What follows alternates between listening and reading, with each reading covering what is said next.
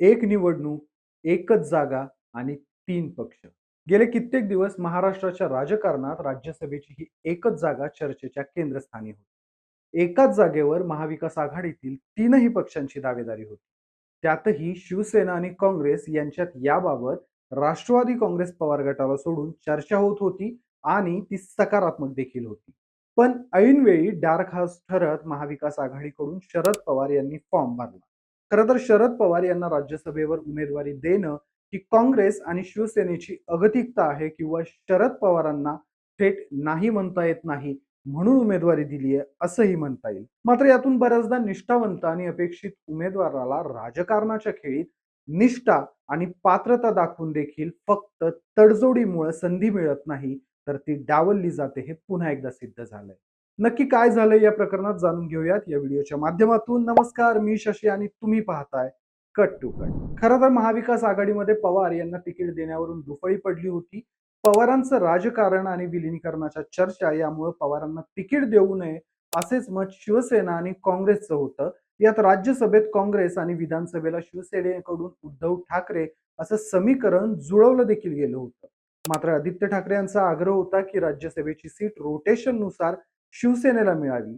आदित्य यांच्या वक्तव्यानंतर शिवसेनेच्या गोटातून राज्यसभेची मुदत संपणाऱ्या प्रियांका चतुर्वेदी यांच्या आशा पुन्हा पल्लवित झाल्या होत्या. मात्र ऐनवेळी शरद पवार यांनी बाजी मारत राज्यसभेसाठी फॉर्म भरला. त्यामुळे राज्यसभेत भाजपवर हल्ला चढवणाऱ्या प्रियांका चतुर्वेदी यांचा यामुळे भ्रमनिरास झाला. आदित्य ठाकरे देखील या निर्णयानं नाखुश असल्याचं बोललं जात आहे. त्यातच शिवसेनेच्या प्रियांका चतुर्वेदी यांची सोशल मीडियावर एक पोस्ट आणि त्यावरील कमेंट्स यांची चर्चा पूर्ण राज्यभर रंगली.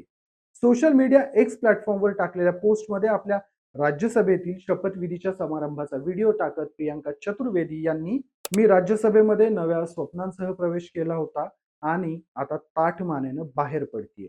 राष्ट्राच्या सेवेची संधी मला मिळाली आणि मी ती सर्वोत्तम रीतीनं पार पाडण्याचा प्रयत्न केला. उद्धव ठाकरे आणि आदित्य ठाकरे यांनी संपूर्ण कार्यकाळात मला खंबीरपणे पाठबळ दिलं. माझा पक्ष माझ्यावर जी जबाबदारी देईल ती मी पूर्ण करेल असं म्हटलंय. या पोस्टद्वारे प्रियांका चतुर्वेदी यांनी आपल्या राज्यसभा कार्यकाळाचा समारोप असल्याचं जाहीर केलं खरं, पण भूतकाळामध्ये त्यांनी देवेंद्र फडणवीस यांच्यावर केलेल्या मी पुन्हा येणार जाणार अशा आशयाच्या पोस्टवरून प्रियांका चतुर्वेदी यांनी टाकलेल्या पोस्टवर त्यांचीच खिल्ली उडवली गेली. त्यावर प्रियांका चतुर्वेदी यांनी खिल्ली उडवणाऱ्या कमेंट करताना मी तोडफोड करून नाही तर जिंकून परत येणार आहे असा रिप्लाय केला होता. त्यावरून कुठे ना कुठे प्रियांका यांची पुन्हा सक्रिय राजकारणात प्रवेश करण्याची इच्छा अजूनही आहे हे अधोरेखित झालं आणि प्रियांका चतुर्वेदी पुन्हा चर्चेत आले. मूळच्या मथुराच्या असणाऱ्या प्रियांका यांचं कुटुंब मथुरा सोडून मुंबईत शिफ्ट झालं. 2010 मध्ये युवक काँग्रेसमध्ये त्या सहभागी झाल्या होत्या. त्यानंतर अल्पावधीतच त्या काँग्रेसच्या प्रवक्त्या बनल्या. त्यावेळी त्यांनी कायम राष्ट्रीय वृत्तवाहिन्यांवर आक्रमकपणे काँग्रेसची बाजू मांडली, लावून धरली. त्याच वेळी उत्तर प्रदेशमध्ये राफेल डील बाबत एक प्रेस कॉन्फरन्स घेत असताना काँग्रेसच्याच कार्यकर्त्यांनी प्रियांका यांच्यासोबत गैरवर्तन केलं होतं. प्रियांका चतुर्वेदी यांनी त्याची तक्रार पक्षाकडे देखील केली. पक्षानं संबंधितावर काही कार्यवाही देखील केलेली. मात्र इतकी क्षुल्लक कार्यवाही केलेली पाहून प्रियांका चतुर्वेदी यांनी काँग्रेस सोडण्याचा निर्णय घेतला. प्रियांका यांनी या प्रकरणाचा उल्लेख ट्विटरवर देखील केला होता. त्यांनी ट्विट केलं होतं की पक्षासाठी रक्ताचं पाणी करून काम करणाऱ्यांऐवजी पक्ष मारहाण करणाऱ्या गुंडांची बाजू घेतोय.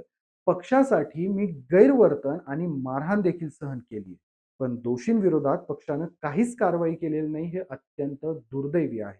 त्यानंतर शिवसेनेत आल्यावर काँग्रेसकडून तिकीट न मिळाल्यानं शिवसेनेत आल्यात का असा प्रश्न पत्रकारांनी विचारल्यावर नाही, माझ्यासाठी महिलेचा सन्मान मोठा आहे, गैरवर्तनामुळे मी पक्ष सोडलाय असं प्रियांका यांनी स्पष्ट केलं होतं.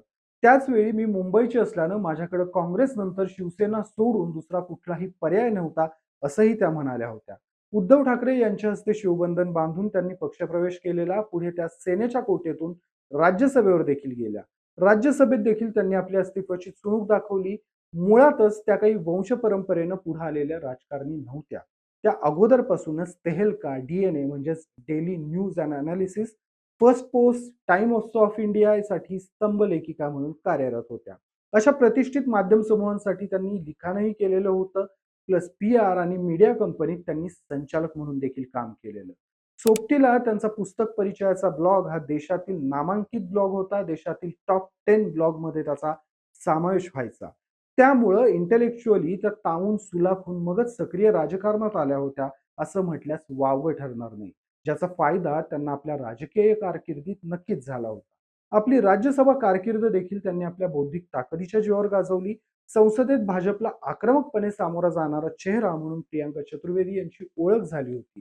त्यांचं विविध घटनांवरील भाष्य हे अतिशय शांत पण मार्मिक असायचं. उदाहरणार्थ सांगायचं झालं तर नवनीत राणा यांच्या हिंदूंनी 4 मुलांना जन्म घालावा या विधानावर बोलताना नवनीत राणा यांनी अगोदर आपल्या नवऱ्याला सांगावं, स्वतः 4 मुलं जन्माला घालावी. त्यांनी शेजारच्यांना कन्व्हिन्स करावं. जर ते तयार झाले तर बाकीच्यांना आग्रह धरावा. ज्यांचा स्वतःचा नवरा ऐकत नाहीत, ज्यांचे शेजारी ऐकत नाहीत, त्यांनी आम्हाला सल्ले देऊ नयेत, असे त्यांनी अगदी शांतपणे पत्रकारांना सांगितलं होतं. आपल्या कार्यकाळात त्यांनी शिक्षण, आरोग्य, महिला सक्षमीकरण यावर आक्रमकपणे भूमिका मांडली होती. तुम्हाला प्रियंका चतुर्वेदी यांच्याबाबत ही माहिती होती का? राज्यसभेवर प्रियंका यांना पुन्हा संधी द्यायला हवी होती का? मला कमेंट्समध्ये नक्की सांगा. व्हिडिओला लाईक करा आणि कट टू कटला सबस्क्राईब करायला विसरू नका.